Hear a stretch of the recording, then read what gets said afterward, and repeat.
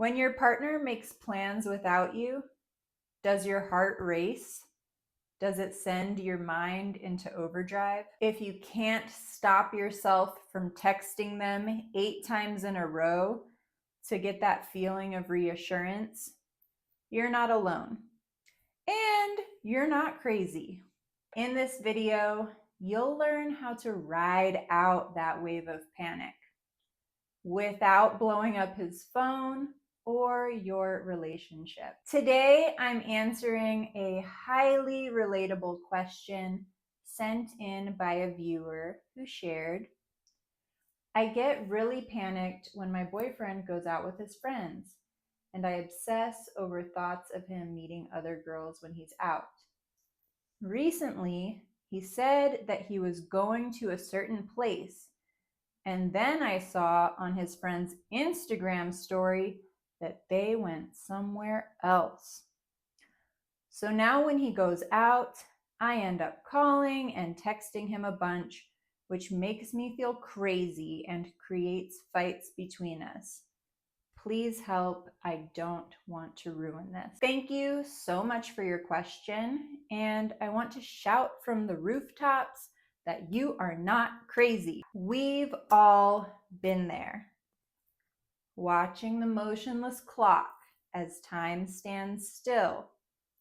Fretting over what kinds of girls he might meet when he's out there, what they might have that you don't have.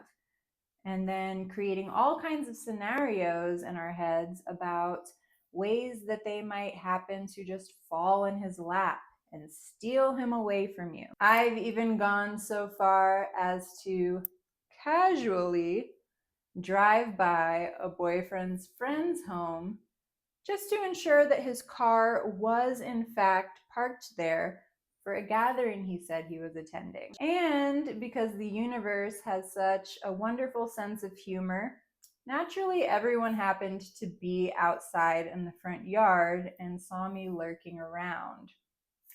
Not a good look. Has anyone else gone full FBI mode on their partner's whereabouts? If so, drop a like or a comment so I know that we're growing through this together. And let's get into it. So how does one begin to ride out that panic wave? Instead of acting out, repressing, or acting on the anxiety, we're going to lean into it through 4 steps. In our first step, we're going to play detective. Not in that stalkery way like I shared before. Instead of creating assumptions or scanning for perceived threats, we're going to stick with the facts. Ask yourself objectively, has your boyfriend given you reason to doubt his loyalty? Remember, reasons beyond your fears, your intuitions, or your interpretations of events. We're looking for data here. I know you said that he didn't disclose that change of location to you, so consider here. Did he outright lie about his plans? Or was he misleading in some way or make attempts to cover up or hide information from you? Or did he just spontaneously change locations? Because while the former scenario is deceitful, the latter is innocent. It happens. So I want to know a little more context. Like if your confrontation with him happened before he even had a chance to give you the rundown. And so beyond this, what has led to you feeling this way about your boyfriend going out with his friends? Maybe it's a pervasive fear around being abandoned that's been with you for so long that you just come to expect it from people. Also ask yourself, what else does this panic remind you of? Instability with your caregivers, previous betrayals. If this sounds familiar, you might come to perceive this panic as a body memory. an automatic response to past experiences.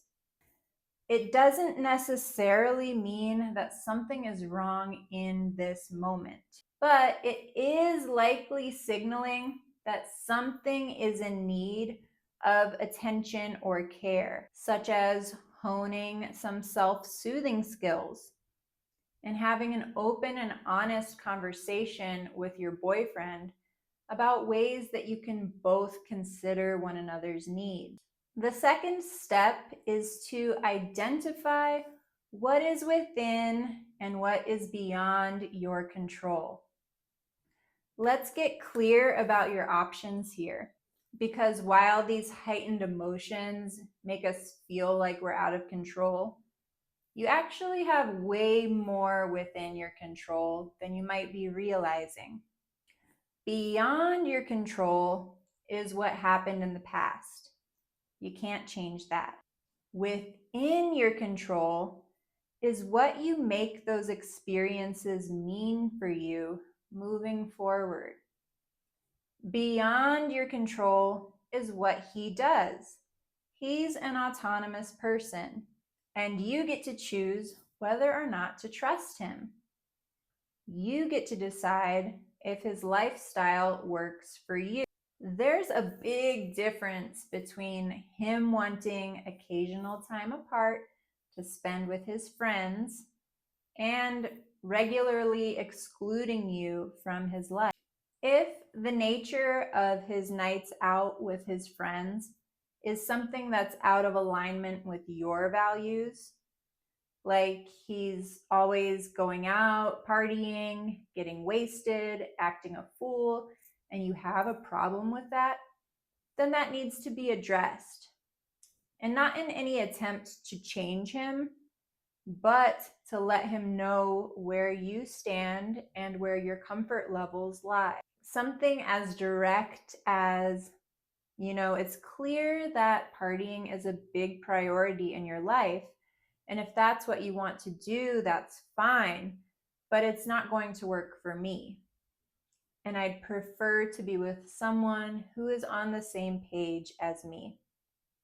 Even though these conversations can be challenging to initiate and painful or disappointing when they don't go the way that we'd hoped, consider each of these conversations a win to your self-respect. You both will get much needed clarity to determine your compatibility and to decide your next steps. Which brings us to step number 3, which is flip the script and change your perspective. Right now, you are stuck in this loop of trigger, response, undesirable outcome. The trigger being him going out. The response being you obsessing and calling. The undesirable outcome being you guys fight, and then there's distance between you both. Instead of seeing his night out with friends as a threat and then defaulting to anxiety, decide what you want this alone time to mean for you. So your mind shifts from anxiety to anticipation. Don't just cope, make the most of it. This is your chance to recharge, to grow, to celebrate your independence, to see your friends, to work on your goals, to engage in self-care.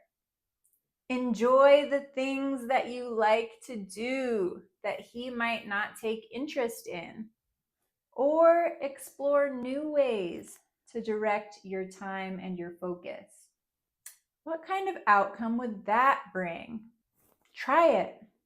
The next time he wants to go out with his friends, be so immersed in feeding your soul and filling your cup that social media stalking and incessant texts aren't even a blip on your radar. And step number 4 is to regulate the response. So this is where we handle those emotional surges. If you've decided by this point that you do want to trust him and he hasn't given you a reason not to, it doesn't mean that your anxiety is automatically going to go away. We know this.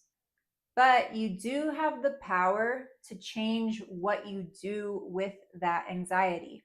You'd been using that panic as a cue to react, to reach out, expecting him to quell those emotions for you. But energetically, the more that you push, the more he's going to fight or flee. Your partner cannot and will not be the only tool to help you feel soothed and reassured. I'll invite you to experiment with using that panic and those obsessive thoughts as a cue instead to go inward. When those anxious thoughts spike, do not reach for your phone. Instead, find a much needed reset through the power of your mind and body. One super quick and easy practice you can do to create a little bit of space between that trigger and that response is to pause when those difficult emotions are bubbling up and to label them as specifically as you can. So to start, acknowledge, I feel blank, and rate that intensity on a scale of 1 to 10. I feel rejected. I feel uncertain. I feel fearful. You're not wrong for feeling the way that you do. So validate yourself by reminding yourself that this emotion makes sense because blank. It makes sense because of my history, of the circumstance, i.e., vagueness, who he will be with. I haven't yet practiced sitting with uncertainty, and so forth.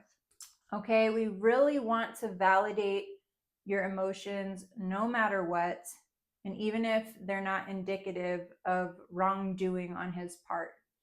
Okay, so after you've identified how you feel, you've validated yourself for feeling the way that you do, you're then going to choose one way that you'll honor yourself. Pick one of those activities of interest that we touched on before. Sometimes a meditation might work, going on an outing, taking a bath, watching some trashy TV. One of the beautiful things that we do on this channel is we create an arsenal of tools that we can reach for in various moments, because no technique is a one size fits all. So keep coming back to expand your toolkit. This is about building emotional muscle, not just for this relationship, but for life. If this hit home and you'd like more advice on navigating your own relationship challenges, leave your own question for me to answer in future videos. There's a link in the description, and don't worry, I keep all of your information totally anonymous. Share this with a friend who might need to hear it, and I look forward to seeing you in the next one.